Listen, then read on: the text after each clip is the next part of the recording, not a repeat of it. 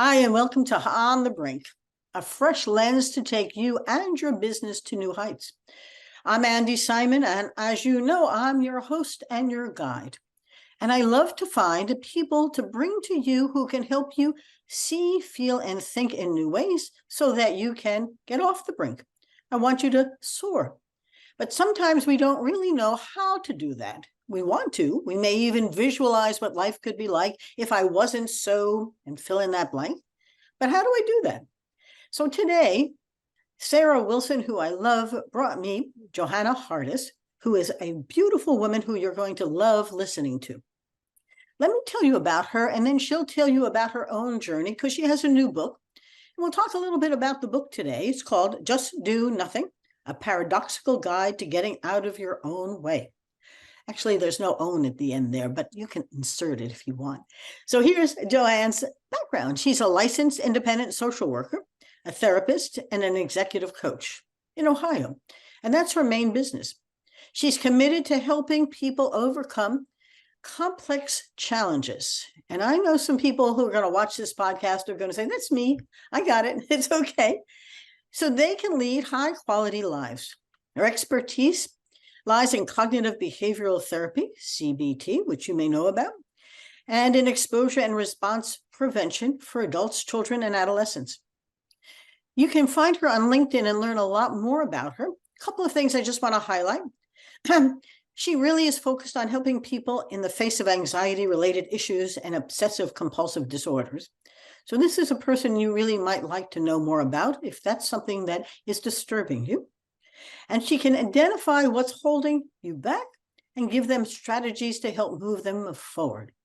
And today, the things that I think we're going to talk about as we talk about do nothing is called empower you to understand, break through the barriers that are holding you back, create your own sliding scale of distress, and learn to let feelings be instead of letting them go. We'll come back to these, and I'm sure Joanne's going to tell you a whole lot more about them. Please, thank you for joining us. Thank you for that lovely introduction, Andi. I appreciate that. Well, I appreciate having you. Our audience will as well. I'm curious about both your background, your journey, the origin of this great book, and then what our listeners will learn from our podcast today about this complex world that we're in and the anxiety that often arises. And life is too short. We have to find better ways to live it. Your story. Yeah. Yes. So how I got here, I imagine. Well, I never intended to be a therapist. It was sort of like I sort of just happened to get here. I went to college, pre-med. And not really even wanting to be pre-med. I won a fellowship in high school to do independent study and had a real interest in working with people with HIV. So I was in high school in the 80s when HIV was emerging on the scene. And I don't know how it emerged, but I had an interest in working with people with HIV and AIDS. So a friend and I won an independent fellowship to do independent study and worked with physicians at a local hospital working with people with HIV and AIDS. So went to college, went to Cornell, and had this real interest in having a career in HIV and AIDS, and was told at Cornell, like, oh, then you're pre-med. And I was not a very savvy student despite being at Cornell. So was in a pre-med track and realized quickly that was not for me.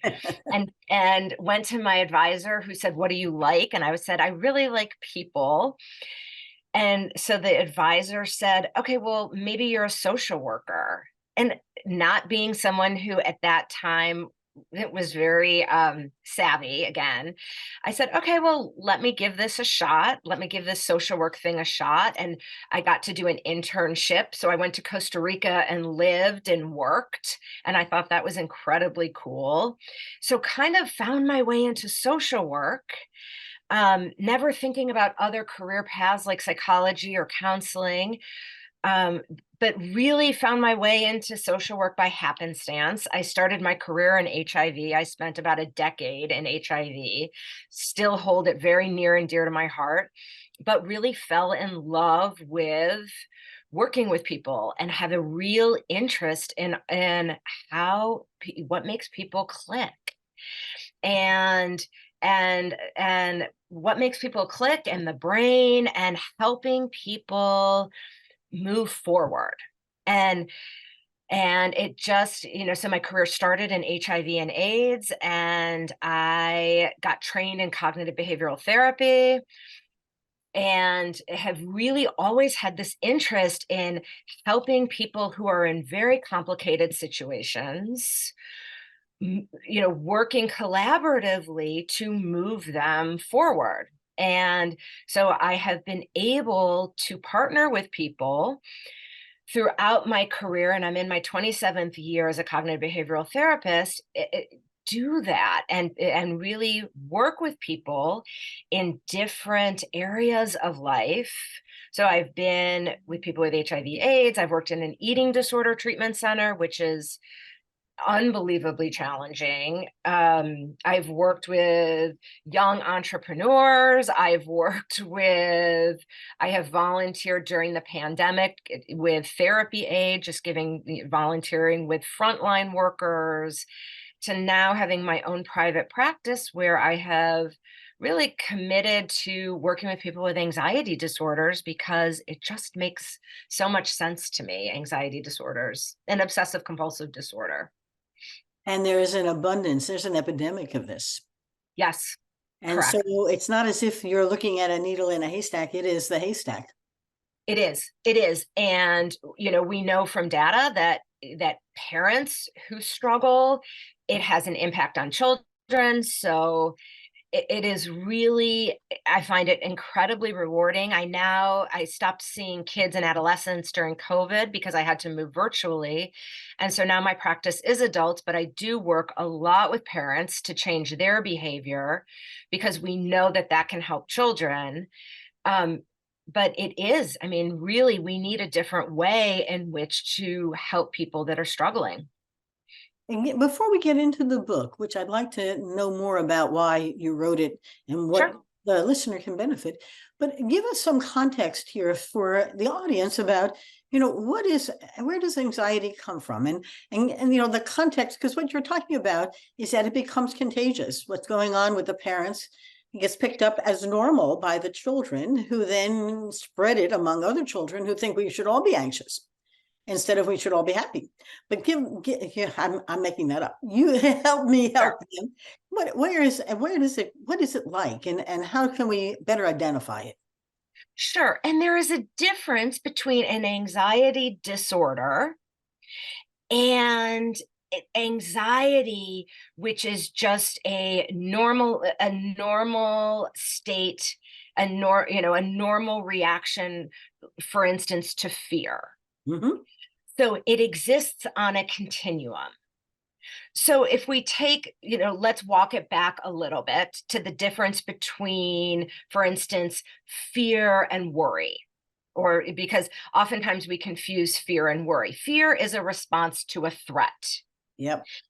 So someone cuts you off on the highway, and that is fear. You get that flood of adrenaline, and your whole body, you get the whoosh, the flood of adrenaline. That's fear. It is a response to to a threat, an external threat. Now, if you get the oh my gosh, well, what if that happens again? What if someone cuts me off again? And what if that car is too close? And oh my gosh, and what if I need to go really slowly? That cognitive process to fear is what we call worry. Good. Great And distinction. right. And if you're still feeling the physical sensations, we would say, I am feeling anxious. Gotcha. This is perfect. I know exactly who's listening today, and that is exactly what they have gone through. And an initial fear of something that has now turned into anticipatory worry about it, right? And Yes. it makes them anxious and unable to make good decisions. Yes. Now, and we may say that anxiety, perhaps that ride, you may feel anxious. But if that worry or that anxiety persists, and the person every single time they get in the car or they think about getting in the car, they are worrying and they're feeling anxious, and it is starting to impair and take, it could impair their life, because every time they're thinking about it, they are worrying. Then we are starting to cross the line. And we may say that it could be crossing over if it happens for long enough. Yep. It could cross over into an anxiety disorder, or we may say it's excessive worrying. Yeah. Those are great words, because it's difficult to know whether the situation requires a suitable amount of fear reaction, or anticipating it, you're worrying about something that may never ever happen again and impairs your life. You're smiling at me, but Yes, I really understand that from some situations where watching people are so anxious that they can't take a step forward. They get locked in their own fear.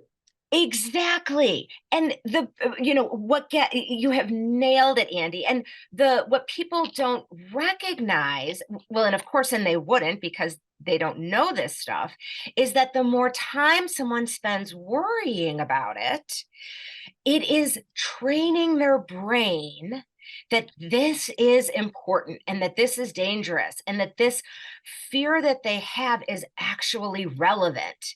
Yep. In the absence of any data that says it's relevant. So Right. the brain gets trained, and then the brain is going to say, oh my gosh, we need to be extra vigilant. Yep. And they can't even answer, the persons that I'm thinking about what will happen. What is the danger? And they can't articulate what the crisis will be, because it has nothing to do with the facts of what's going on. It has to do with their worry factor. Yes, yes, exactly, exactly. And so learning how to stay out of the story, the worry story, because there's nothing in their direct experience that speaks to that this is happening right now. Yep. That's Wonderful. hard. It is, but it's also very interesting about the connection between something that might have happened, as opposed to not knowing why I'm here. And I have a hunch that sort of leads to our discussion about what you do and what this book is intended to do. Because once you see that progress and the dead end, the only way you can revert people back to seeing the world in a positive way is to back it up somehow and rethink it somehow or restructure it somehow. Help me help them. Sure. Unfortunately, the brain can't unlearn. Yes. So the brain cannot unlearn that you had that frightening experience. But what we can do is we can create new learning. Yes. And so that's what the person needs to focus on, is that in this direct moment, in this present moment, when their brain wants to go to the worry story, that is when they need to learn the skills to say, nope, whatever it is that I want to go into the worry story, I need to learn how to let that story be. It's really doing nothing with those thoughts, letting the thoughts be, letting my feelings be there. I may feel worried, but I'm not going to engage in them, letting that stuff be. And the focus is on the action that's important. So Wow. getting in the car and driving and not paying the attention to, oh my gosh, well, what if this happens? What if I get cut off? What if someone drives too close? It's doing we know that the money is in the behavior. Yep. And This letting is, the other stuff be. yep. So I am curious about the book, because I love this idea of when these things arrive, you've got to learn new thinking process and new behaviors. So you become consciously incompetent about how to change what I'm thinking and feeling. So I begin to do it and practice it so I can become good at it, right? It's like a game. Yeah, we don't think of it as a game, but it is renew habits. Correct. And it's paradoxical. So the title, the catchy title is Just Do Nothing. But then the subtitle, which is the paradoxical guide for getting out of your way, the paradox is that, and I suspect people that listen to you can relate, people are used to doing more. Yep.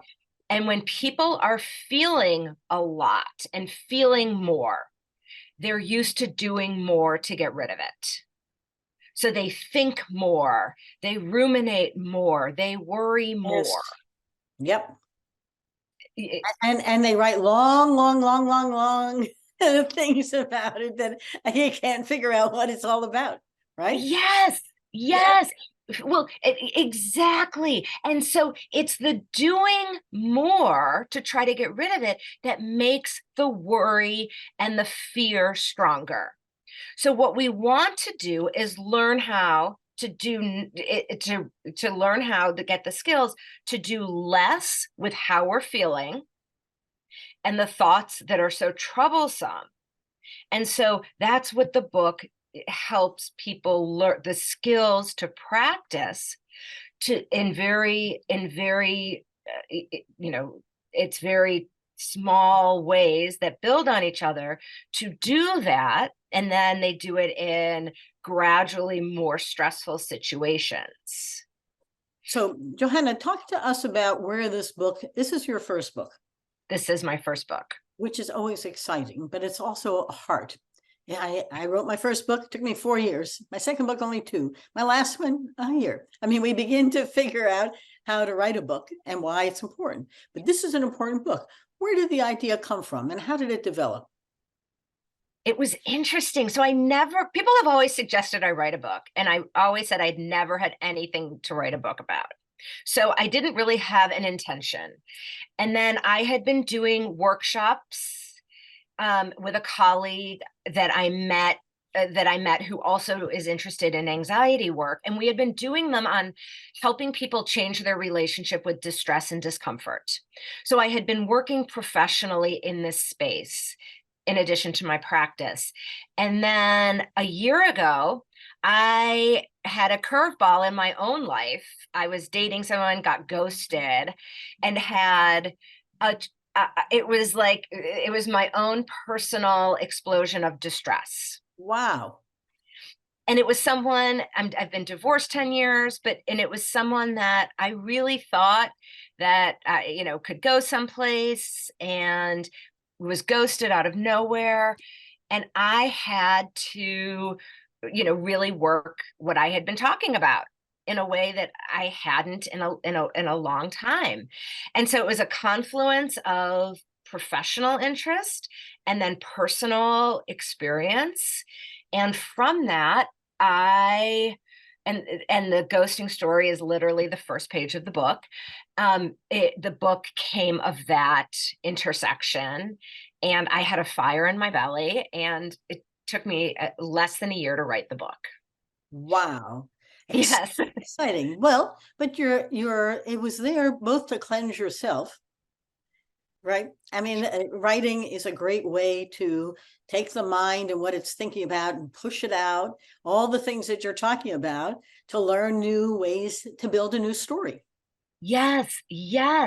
And what's interesting is my work is focused on anxiety in my professional life.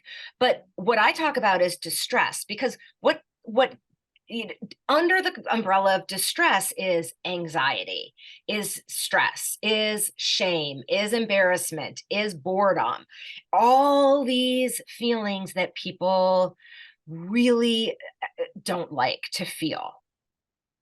Yes. And so it broadens the umbrella for people, because what trips people up, whether it's, what gets in people's way, whether it's not going to the gym, overeating, not asking for a raise, it may not always be anxiety. Mm-hmm. It may be shame. It may be embarrassment. It may be boredom. And so people need a process for all of the for all of those feelings. Uh-huh. And you just said the word so well, because we decide with the heart and how things feel, then the brain gets engaged. And I also always preach that we live the story in our mind, and that story it's an illusion of what your reality is, and you live it. And then something like your situation arises, and now you got to rewrite that story to give it a positive experiential for you, so you can wake up every morning and say, hey, this is a good day, as opposed to, oh, crud, do I have to get out of bed? But that's real important. So talk to us about the book itself, and then the kinds of things about the solution, just do nothing. Sure. So the book is structured in two parts. The first part is really front loaded with education to help people understand for why change is hard, because I wrote the book for people, because I'm assuming that people who pick this up have tried to change, they're feeling stuck, they may have tried lots of things before, and for many people, they're coming in with a perception that, there may be skeptical, they may think their perception may be that they can't change. So I want people to understand, and this is all evidence-based work. So it is not, this is just Joanna's thoughts about life. It's all evidence-based. Why change is hard, why, how we need to think about the thoughts in our head, facts about feelings that are helpful for people, why we shouldn't take them so seriously, that they only last 90 seconds, that and in the first part, everything has exercises. So at the end of every chapter, there are exercises to practice. So you can read the book any number of ways. You can do each chapter and then do the exercises. You can read the whole book through and then go back through and do the exercises. Good. The second part of the book is everything that could go wrong as you set about to make a change in your life. What could go wrong and how to course correct. So the first part is really, my goal is to help people change their relationship with distress and discomfort. Mm-hmm. So it's really explaining why we need a new way, why things that you may have tried don't necessarily work. And then I lay out how we're going to do it differently. So how, instead of trying to get rid of feelings that we don't like, we're going to allow them. And we're going to learn to do nothing with them. And we're going to focus on behavior that is meaningful to us. And how we're going to create a scale, break down what you want to change into little baby parts. And how, when you start to feel the discomfort, you know how to move through it. And you'll have exercises to practice, going from something with very low discomfort with a process to move through higher discomfort. And then in the second half, as I said, it's everything that could go wrong, including that when something gets hard and you feel like you failed, how to reframe your relationship with setbacks. I love this. You have no idea how timely this is for different people in my life who have gone through something traumatic, or that they think is traumatic, or is anticipating something traumatic. It's so interesting to listen to the categories in my mind of the folks who you're describing without describing them as types. Ah, yes, interesting. It is. One is a young woman at a university that had somebody come in and shoot a professor. Oh, gosh. Yes. And when you talk about the distress, the fear, the worry, and how do parents manage that in a way which don't deny that there's anxiety or anxiousness or concern, to the point where the young woman said, I can't even take a walk without feeling unsafe. Mhm. And that is that car story where I'm not going to get in the car to drive because somebody almost hit me, right? And so Yes. that becomes one kind of situation. And another situation that I know of where the act of doing something is going to be potentially dangerous. And so I'm not going to. Well, but maybe you'll miss a whole opportunity because it could be dangerous. Yes. And so there's and then there's the disappointment one. But I think that what you're describing is exactly what we know when we work. I mean, I have positioned myself as a corporate anthropologist who helps companies change. And for my listeners, I always preach that change is pain. Because once you got a story in your mind, that's the way you live. And you don't realize that these other things could change that story. Or if you want to change what you're doing, you're going to have to change the story. There is no reality. There's only this mythical story in your mind. And if it's not doing good things for you, your book sets out a path to change it. Am I correct? Oh my gosh, Andi, what you're talking about is oh my gosh, yes. Oh my gosh, you and I have a lot in common, and we should Yes, talk more. yes, because my field, and we talk about what distress intolerance is. And distress intolerance is someone's perception that they can't handle. We call it negative internal states. So I can't handle feeling anxious about taking a walk. So I'm going to stay home. So it's Yes, getting locked into the story and then avoiding. yes. And that becomes my view of the world as if it's real, not imagined, but everything's imagined. And so if I'm going to get past that and trust, I'm going to have to figure out how to take a step outside and begin to break the resistance to my fear and worry. Yes. Yes, exactly. Mm. And that's what I'm talking about. Exactly. And we go about it because we have to get the behavior change. It takes much too long to go after changing thinking. We change thinking by changing behavior. Oh, I love it because that's just what I preach. Because for Yes, an organization to change, you can't do your strategy and be abstract. You have to change the behaviors, the habits, so that things actionable, and then the brain comes and justifies it, tells a new yes. story about it, right? We're saying the same thing, but from different, we're languaging it differently. Yeah. Yes. But it is so exciting. It is now. This has come out of your work, but it isn't your work. So in some ways, you want to reach beyond the folks in Ohio that you are therapying. So Yes. you know, Yes. how do you do some online seminars, workshops, or things that people could come to you for? Uh, so my colleague and we were doing online seminars, workshops, and we're retooling it now.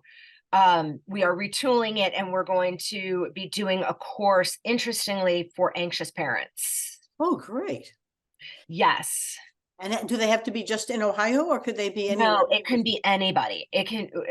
When we do these, it can be for anybody, but we are focusing on parents because right now there is so much nationally about parents that are anxious and are having a really hard time tolerating not only their children's distress, and so that makes it really hard for parents to parent the way they know they want to be parenting or need to be parenting.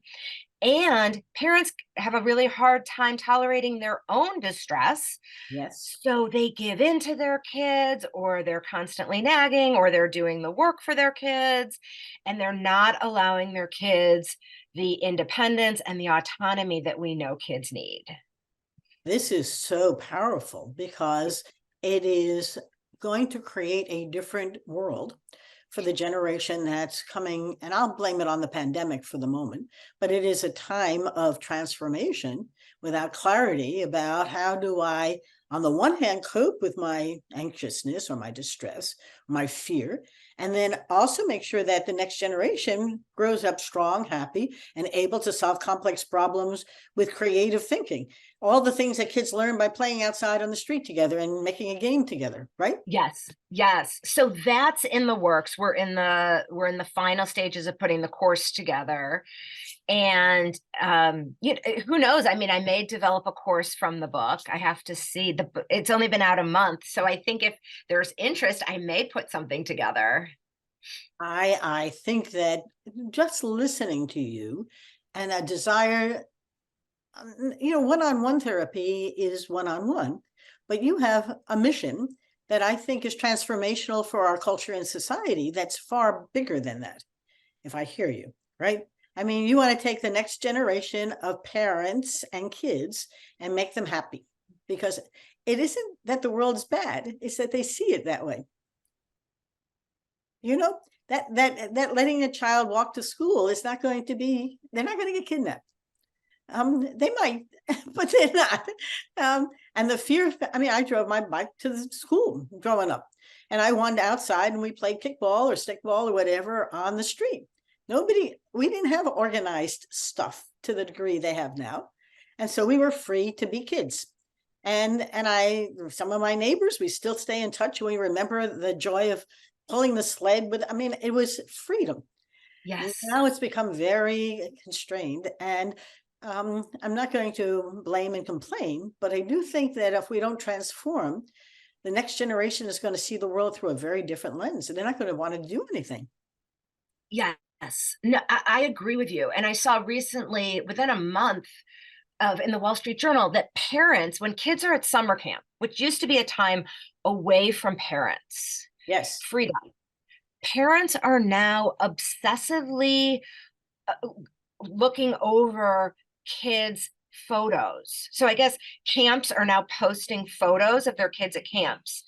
And parents are obsessively looking over the camp photos to make sure that the kids look happy. and contacting the camps, and parents are really invested in the photos and taking action.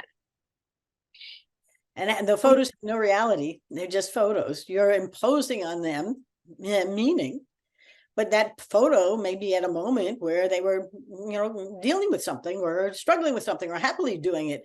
You have no idea what the meaning was at that moment, but you are certain that that photo says my son or daughter isn't happy.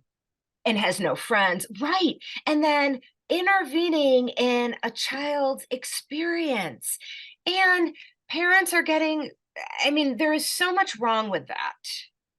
So much wrong with that. So much wrong with that. We could do a whole podcast on what's wrong with that I think that there is a need to really intervene. And I don't blame parents. I think it's the culture that has been really, the pendulum has swung in the other direction. You might almost team up with all those camp owners and say, I want to educate your parents before they start their kids at camp.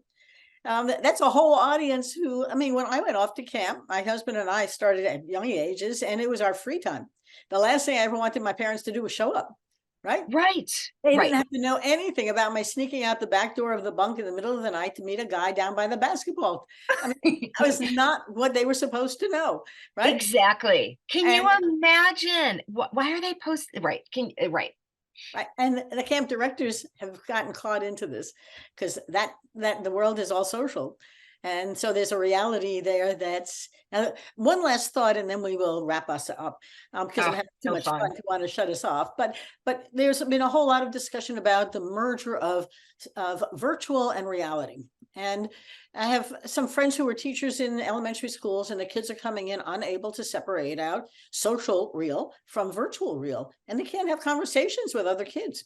They don't know how to socialize with them. I'll blame the pandemic on that. But also what we've done is replaced people with virtual. And now they think that they're almost the same, and they like being the avatar on a virtual game on Fortnite rather than having a game with real kids. They don't even know how to play in the schoolyard. Your thoughts? Well, I mean, I can only speak to what it does when I see it, if it turns into, Yes, when it turns into an anxiety disorder. We rely, I work so hard with people to use data from real data. And when it is so easy for people to get lost in possibility. yes, And the more that someone is living online, yeah, living virtually, they are living in the what if and living in possibilities and living in this comparison mode. They are comparing, and it is just so hard for them to use their real sense data. And it makes it much harder to treat, yep. Because then especially. you don't know where you're coming out to. Am I going to Exactly. change this data, this real life experience, or that one? Oh my goodness. Welcome to the Yes. world that we're moving into. We haven't even talked about AI. I know, My I was just thinking that. I was just thinking that. because then I don't know who's real.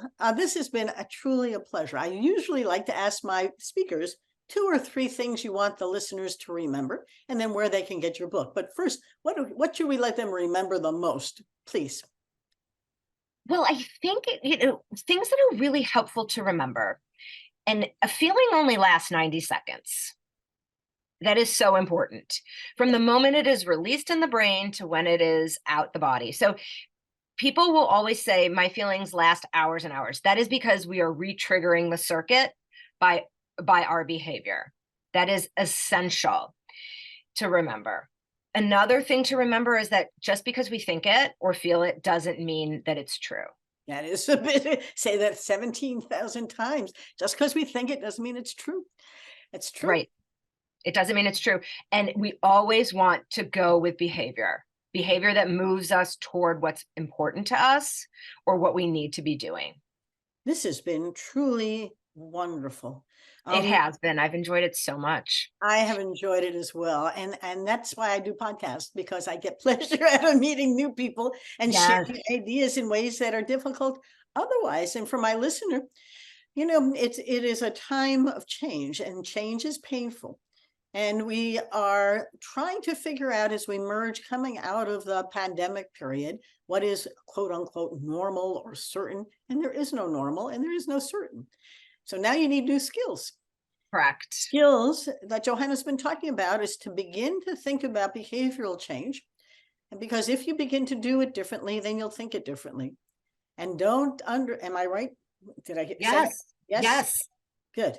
I'm glad Yes. I'm right, because I heard you, and in a half hour, I've learned a lot about what I Oh, I needed to know today, which was a perfect day for this. So I want to thank you. The name of the book and where they can get it, please. name of the book, I have it right here. I'll show them so they know I have a visual. Just Do Nothing, a paradoxical guide to getting out of your way. They can get it anywhere they get their favorite book: Amazon, Barnes and Noble, bookshop.org, Great. or go to my website, joannahardis.com. Which is a lovely website, and you'll learn more about her. So Yes. thank you. And so Thank for you so all of much. you who come and are my fans, and you keep bringing me more fans, which I love, and more people to speak on the show, thank you. Our new book, Women Mean Business, is available. Yesterday was our launch day, September 26th, and today is a wonderful day for you to buy it, just like Joanna, in any place that sells great books, and enjoy it. It is 500 plus wisdoms coming from 102 amazing women who are successful entrepreneurs and philanthropists in finance, in all kinds of ways, including in the C-suite and in senior positions in major firms. But they are leaders and thought leaders, and these women want to inspire you. One of the things we keep saying is, as we rise, we lift others, and that's our hope. Because as you read it, you're going to say, oh, I can do that. Lily Ledbetter's quote was, oh, let's see, believe it, do it, and believe in yourself, and it will happen. But she has some marvelous quotes. I think that everyone in the book is there to help us do better. So thank you for coming today.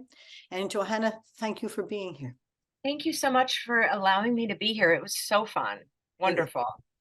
Bye-bye now. Everybody have a great day. Bye. Bye.